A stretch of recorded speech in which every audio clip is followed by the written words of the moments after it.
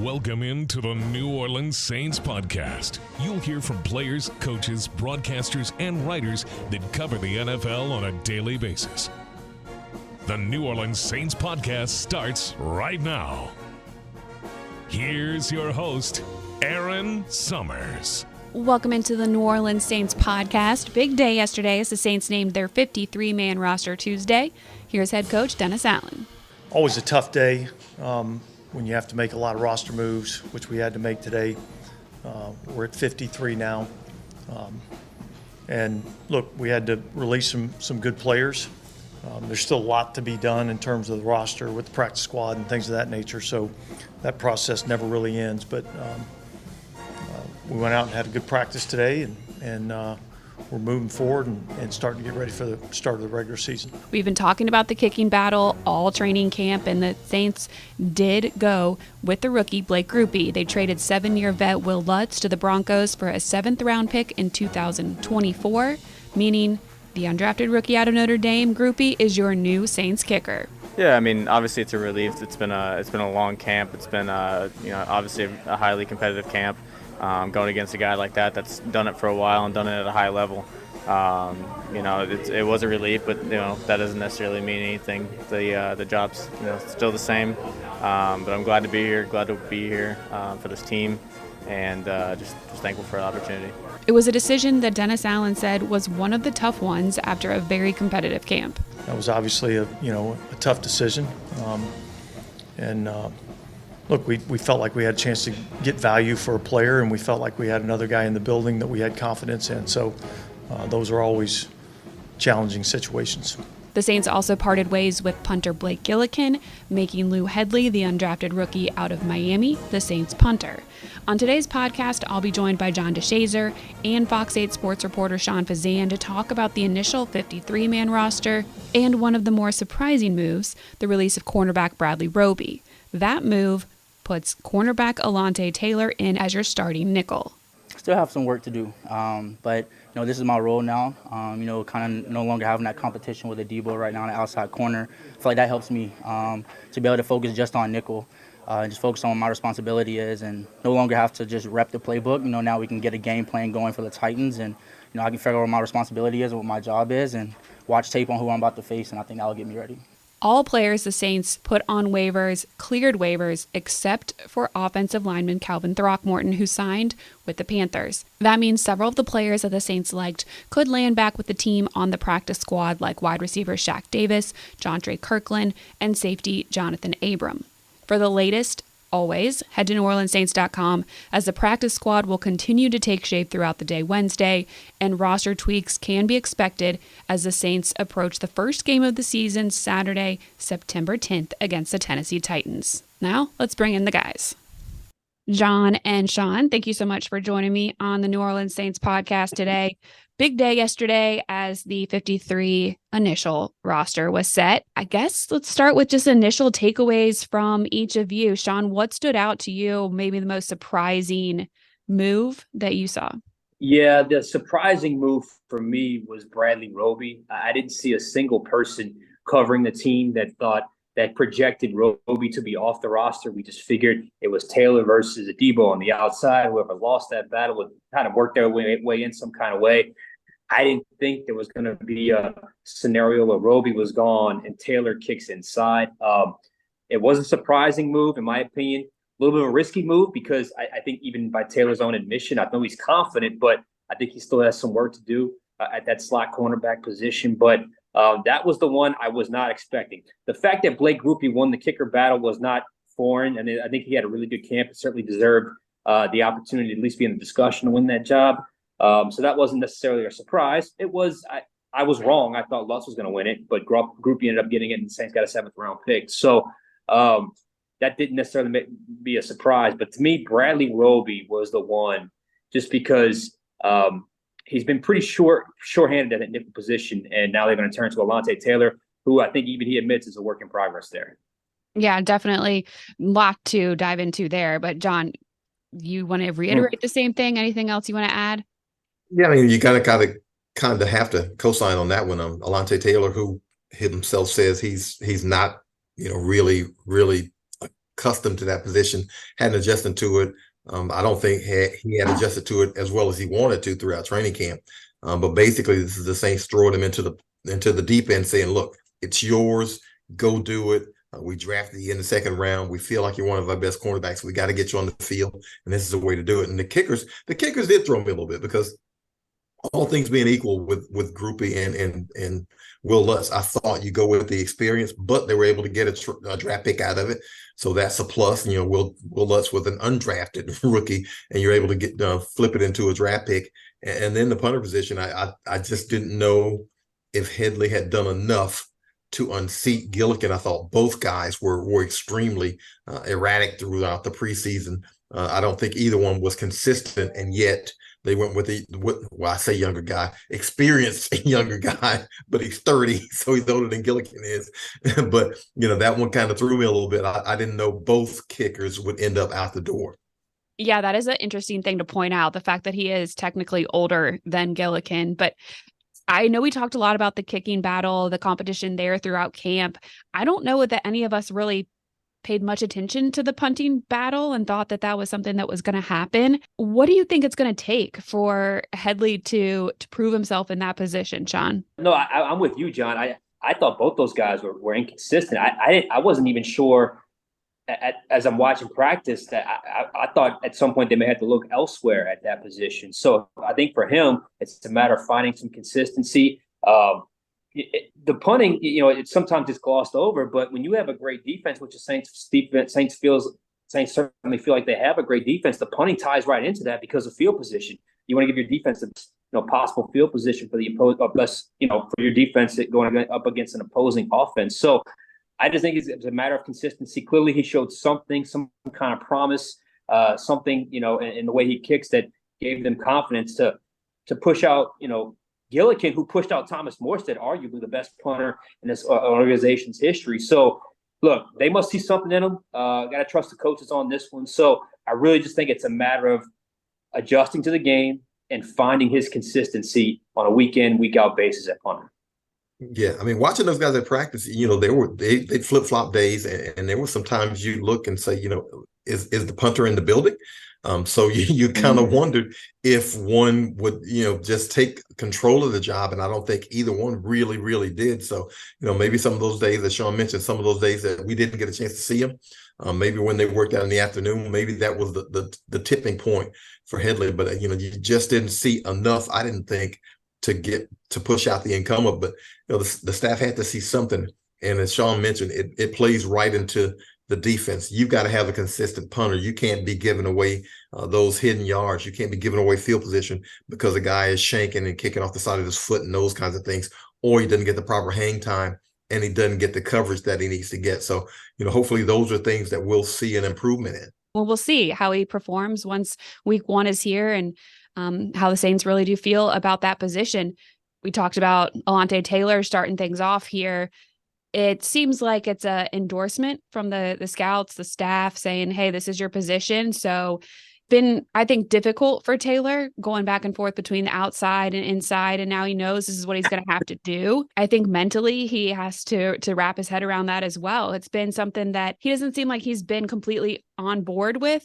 I think it's hard for anybody when you're really successful in one area to kind of have to have your ego hit a little bit and go work a different position and learn something different. What have you seen from Taylor throughout camp, or maybe just his skill set in general, that makes you confident in his ability to take that spot over and be a starter? He's got great ball skills. He's around the ball. He's a feisty cornerback. He's not afraid to challenge. And you hit on something there is interesting because when you hear his voice throughout camp, I mean, you could tell he is much more comfortable outside. I mean, it was very clear, and he made that very clear to us. It was pretty open and honest about that. So now he has to take that confidence on the outside and now translate that to the inside. But he has to believe in the confidence that coaches showed in him. He has great ball skills. He's just got to realize now that the boundary's not your friend. There are two different ways that the receiver can go now. So he'll adjust. I'm sure they're going to coach him up. This is way too important of a position to just leave somebody out there blind. They're going to coach him up to make sure he understands what he's doing and knows where he's at.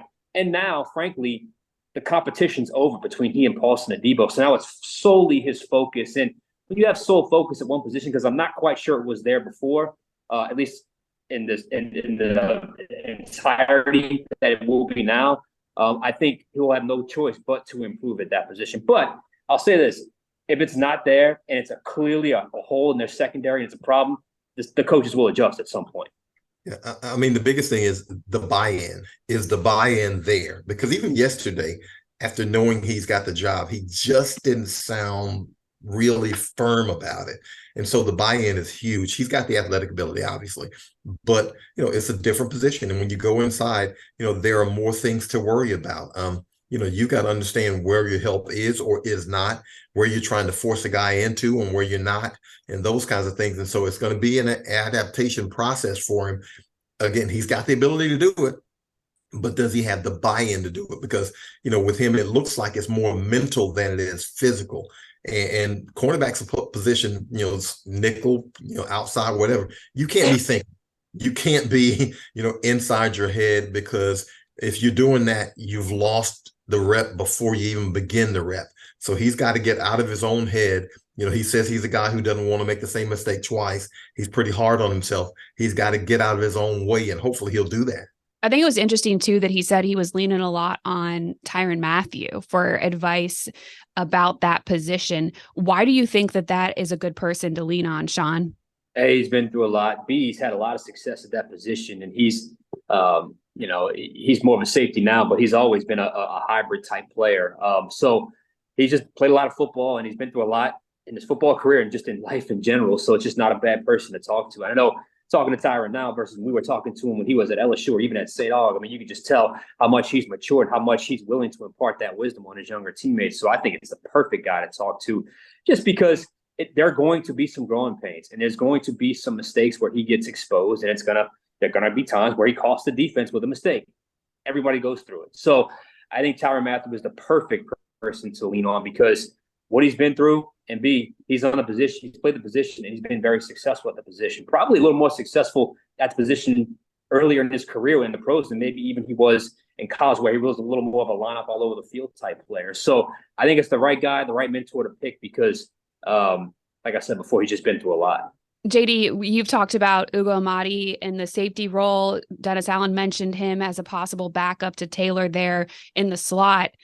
That guy seems like he can kind of do it all. What do you like about him making the team?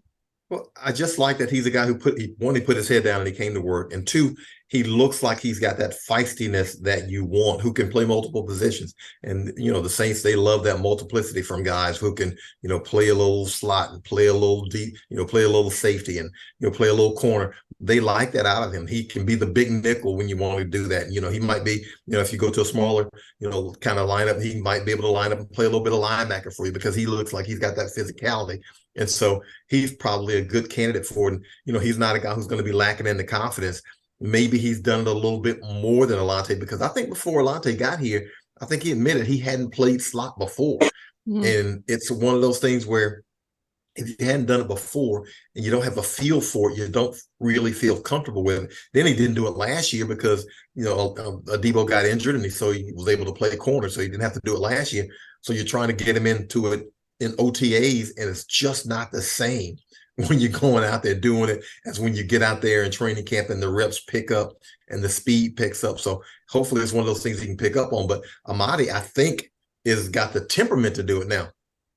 Thinking you can do it and doing it is two totally different things. So hopefully he's a guy who can do it as well as he thinks he can do it. But if the staff believes he can do it, there's a reason they believe he can do it. They probably put him out there for some of those reps to see what he's got, and he's probably showed pretty well. You mentioned linebacker there, so let's go there. We've been talking about the depth at that position all training camp, and kind of surprised me the way that they handled that, signing or keeping Nephi Sewell and not keeping Jalen Smith on the original 53. Sean, when you saw that, were you a little surprised? And I know it's been reported that Smith is on the practice squad here and has the ability to be pulled up or down throughout the season. But yeah, I was just kind of, it was something that I didn't expect. I didn't expect it, but when I saw it and I saw the tweet from Jalen Smith, really felt like it was more of a procedural type move, not necessarily we're going to let you go. Maybe you come back, maybe you're not. I even asked Dennis Allen about it at his press conference yesterday. I said, is there a chance, strong chance, Jalen Smith will be back? He said, absolutely. I kind of put 2 and 2 together there. It certainly felt like he was on his way back, just because there was no denying his instant impact. I mean, people don't realize he got here like right before the LA trip. And he just fit right in. He fit right in, and his sideline to sideline explosiveness, his quickness, his tackling ability. We'll see what he can do from a special team standpoint. He even said he hadn't played much special teams, but I know now it's been reported he's been on the practice squad. This feels like one of those practice squad type elevated player that's going to get elevated to the active roster at some point as well. So I think he bolsters what I believed was a very talented group, but the thinnest in terms of numbers, in terms of depth at that position. So I think it was a little surprising. But once you put 2 and 2 together, you kind of understood what they were doing there. Nephi Sewell is I think he earned a spot. I really do. I really think he earned a spot. He's quietly shown up. And if you're watching practice in, practice out, you catch a few first-team reps with Nephi at times. And, I think that was a telling sign. So all in all, with Jalen Smith back on the practice squad, likely at some point to get on the active roster, I think I like where the Saints stand at linebacker. What about the wide receivers? We end up with 6. Are we surprised to see Traquan Smith when we haven't seen him throughout most of training camp, JD? Not really, because they feel like they have a really good feel for what he can do. They like him, obviously, because he's been around here for years. They talk about his downfield blocking, but he can make some tough catches too. His problem, obviously, is availability. Traquan gets injured. But it's not a surprise that he's around, because they like the things that he can do. If you were talking about keeping A.T. Perry and Shaq Davis both, they kind of replicate one another. So I don't know if you need both of them on the active roster. And so you then go to, okay, well, who's going to give you a little bit more on special teams? Or, if you can pop a run, who's going to be a better downfield blocker and those kinds of things. And that's the thing that they've been able to depend on Traquan with. He's a guy who understands what they want to do offensively. He understands his role. He's just got to figure out a way to stay healthy. And that's eluded him in his NFL career. I don't know why, but he's got to figure that part out. Yeah. I mean, health has been something that we've talked about across the board. I think offensive line was a little concerning at points throughout training camp, and they definitely released a lot of players, waived a lot of players from the offensive line. How comfortable are you with that position group, Sean? My pause maybe said it all. I think there's some talent there. I think it has to come together. I think the starting 5 really boils down to Trevor Penning. They're putting their faith in him. They're putting their trust in him. And he has shown some growth. He has. He still has some moments of, not a lot of reps and deer in headlights, and he gets beat bad. But to see where he was at the start of camp to where he is now, I think it would be fair to say he has shown growth. He's protecting Derek Carr's blind side. So it is a key position. Really, his growth is key to the entire offense, because if you've got a hole there, then you have a major problem with the entire operation of your offense. So I like the offensive line. Depth-wise, I'm not sure any team in the NFL has great depth along the offensive line. But you do have a guy in Andrews Pete, assuming, let's just say he's a backup. If not, James Hurst. Both those guys you can count on. Max Garcia is a veteran. You can certainly count on. Landon Young, I know he's hurt right now, so that's something that, you got to watch go forward. And the young rookie, Nick Saldiveri. So I don't know that you feel great about depth along the offensive line, but I think it's pretty much right in line with the rest of the NFL. I'm curious if Penning can be a player that they draft him to become that player, a good pass blocker and an elite run blocker, and it bolsters the offensive line, then maybe you're multiplying the entire output of the offense completely because of how much better the offensive line can get. But that's still a little bit of a wild card for me heading into the season. Yeah, I mean, it's unfortunate that he missed so much time last season and wasn't able to grow in his first year. Speaking of this year's first-year players, everybody that was drafted makes the team. How rare is that, or was that something that you expected, JD? It's pretty rare.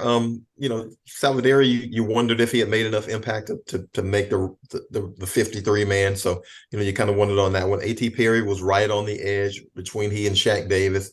So you might have wondered a little bit there, but it seemed like everybody else pretty much had kind of earned their way on, and you kind of got a good feel for them. And so, but it is rare. That's one of those things where, as a staff, as an organization, you want to be right on your picks. I mean, you're going to give those guys a pretty good amount of leeway to make the roster because you want to be right on your picks. You want to develop those guys. You want those guys to be in-house, and you want them to be a part of the team, and you get them on those rookie contracts, and you get a chance to kind of hold on to them a little bit and control those salaries for a while. So, but to be able to have them and to feel good enough about them talent-wise to keep them, and especially knowing that Brazil's going to play. Foskey might be a little bit more developmental. Kendre Miller's going to play. A.T. Perry, looks like he's going to play. Jordan Howden is going to be in one way or the other, whether it's special teams or whether it's in the regular rotation. So, they've got some guys who are going to be on the field for them. Yeah. Coach Allen always talks about how they like to find talent, develop talent here. And Mickey Loomis, I feel like they've put a lot of stock in their scouting department and finding players, undrafted free agents, and developing them. Juwan Johnson, somebody that has done phenomenally here and was not drafted, got released his first year. Do you think that plays into it as well? Is it just the front office saying, hey, we trust and believe in our scouts and what they're seeing out there, so we're going to stick with these guys, Sean? Absolutely. But, they've never been afraid in the past to part ways with the draft pick. They felt like an undrafted guy had outplayed him. The famous story back in 2007 with Pierre Thomas over Antonio Pittman. There, I think, was he a fourth-round pick that year? I think he was. Something like that. They chose Pierre Thomas over that player. But in more recent times, yes, absolutely. They trust their board. They trust their scouts. They trust their overall roster kind of makeup, where the player can fit, where that player can project to contribute. And I thought JD said something important. This class didn't just make the roster. I think 4 guys are going to play. I think JD mentioned them. You talk about Brazil. You talk about Kendre Miller. You talk about Jordan Howden. I think A.T. Perry's going to work his way into the rotation. We'll see what happens with Foskey. And obviously, Hainer is the guy that's going to be the third-string quarterback this year. But so you got guys that you didn't just draft, but guys that could contribute right away. So yeah, I think that's certainly part of it. But I also think there's a level of patience that comes in with not just your scouting, but also, okay, look at Juwan Johnson, a wide receiver to tight end convert. This year, you ask around, I think Juwan Johnson in for a huge year for the Saints this year. It's a perfect example. A guy like Malcolm Roach, he was one of the most improved players that we saw on the team this year. Was an undrafted free agent. So it's draft, it's develop, and it's a little bit of patience, and hopefully these guys are going on the right trajectory. And for some of those guys, I think they are. You guys both mentioned Kendre Miller and the need for him to play. It's going to be a big factor early in the season when Alvin Kamara is out for those first 3 games. You think it's, Jamal Williams, Kendre Miller, and then Kirk Merritt makes the squad. How confident are you in that group in AK's absence, JD?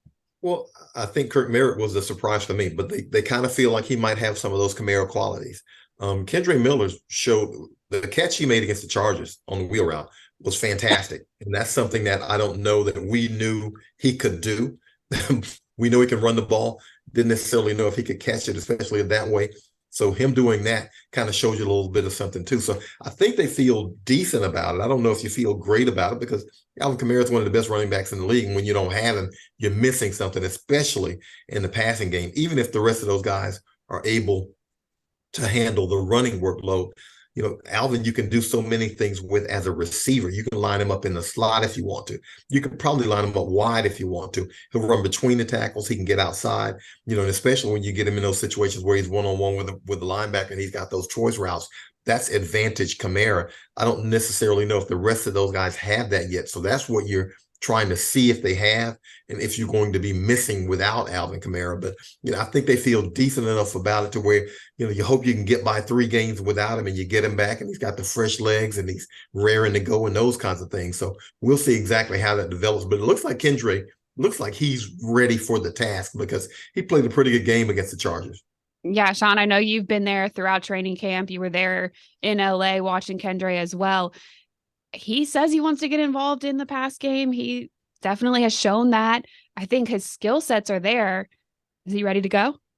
Yeah, I thought, we did a little segment here at the station, popping a few plays in preseason. There's a difference between that and showing something in preseason that I think is sustainable. That's going to carry over the regular season. When I saw the wheel route, Kendre Miller, I immediately thought, okay, now he's ready. Because that was the biggest knock on him. Can he be that player? Can he give you that? Because you need to do that within the Saints offense with the way the system works. And sometimes a play gets changed and a back has to run a route out of the backfield. And if you can't do that, then it limits what you can call. And if you can do that, obviously you get on the field. And plus, there were a couple of times he was fantastic, not good, fantastic in blitz pickup, which I think is crucial to his development as well. Because once again, when you check in or out of a play, sometimes that back has to stay in and pick up the blitz. And if you're not able to do that, that could cause a catastrophe on a play. So I think he's ready to go. He's a guy you can count on. They threw him the ball a lot, even when it wasn't wheel route or choice route, just out of the backfield, just to the flat. I mean, they threw him the ball a lot just for him to get used to that repetition of catching the ball off the quarterback's throw. So I do think he's ready, but I also agree with JD in this. They feel somewhat comfortable as long as it's 3 games without AK. Any more than that, I think there may be a little bit of hesitancy with what they have at this position, because I think you can survive with Miller, Williams, and even Kirk Merritt, who was one of the biggest surprises of making the roster on the, in my opinion, on the entire team. But any more than 3 games, I think there might be some moving and shaking in that running back room. But I think they can survive at 3. Yeah. And Sean made a great point with the blitz pickup, because if you can't do that, then when you're on the field, it's a tell. If you can't pass block, then they know you're just out there to run it. You're not a threat to be able to stand in there and help out. So they know your limitations, the opponent does. But when he was able to do that, now you look at it differently and say, okay, you can trust him to make sure that Derek Carr isn't going to get knocked out, because it's his responsibility, because he doesn't pick up a guy. Mm-hmm. We made it through training camp. We have the 53 set as it is now. We are approaching the first week of the season. What are our expectations now that we know who we're rocking with, Sean? Look, I've been pretty consistent. When the moves were made in the offseason, when those moves were translated onto the field and OTAs and training camp, I just get a good vibe from this team. I get a good sense that this team is pretty well balanced, at least with the starters. A favorable division. I hate saying favorable schedule because you just never know. But on paper, okay, it looks somewhat manageable. So I would be disappointed if this team doesn't win the NFC South. I think that's a legitimate goal. I think that's a legitimate and realistic, goal for this team. So I'm thinking 10 or 11 wins, and I would be disappointed, barring some crazy circumstances, if they weren't atop the NFC South and hosting a playoff game. And who knows what happens after that. That would be nice. It would be nice to be back in the playoffs for sure. Absolutely. I mean, and I'm on the payroll, so of course I'm going to say win the NFC South. But, they've got the best quarterback for my money in the division. And if you've got a quarterback in the NFL, you can win. And Derek Carr, I think he's finally in a position where he's not going to have to carry a team. He's got a defense to kind of help him out and get him some extra possessions, hopefully, and bail him out a little bit, and get him in situations where every game isn't a shootout where you don't have to score 28 or 30 to be able to win the game. And if you're in those situations, every now and then you might have to make a throw. He looks like he's capable of making the throw to get you out of the game, as opposed to, hey, maybe punting it and putting the defense back out there, maybe on 3rd and 7 with 2.5 minutes left, and you probably need a first down to hopefully close it out. He looks like he's a guy who can get that first down and close it out, because he throws guys open. He doesn't just throw it to the open guy. He throws guys open, throws it to where only they can catch it. And so I think that's something that the Saints have been missing these last couple of years. Yeah, well, we're going to be able to see it here pretty soon. I'm excited that the regular season is about to start, and we can see what that first drive that we saw in the first preseason game, just, over and over and over again. That would be nice. I appreciate it, guys, so much for the insight on the roster, and I know we'll talk again soon. Thanks, Sean. Thank you. Thank you to John and Sean for joining me on the New Orleans Saints podcast, giving their insight into the initial 53-man roster And as mentioned, the suspension for Alvin Kamara is in effect now, so he was not at practice on Tuesday. He will be able to rejoin the team in a month after his 3-week suspension is over. With the holiday weekend, we'll be taking Friday and Monday off on the Saints pod, so we'll be back with another episode next Wednesday as we will officially be in game week. Looking forward to it. Have a great weekend, Saints fans.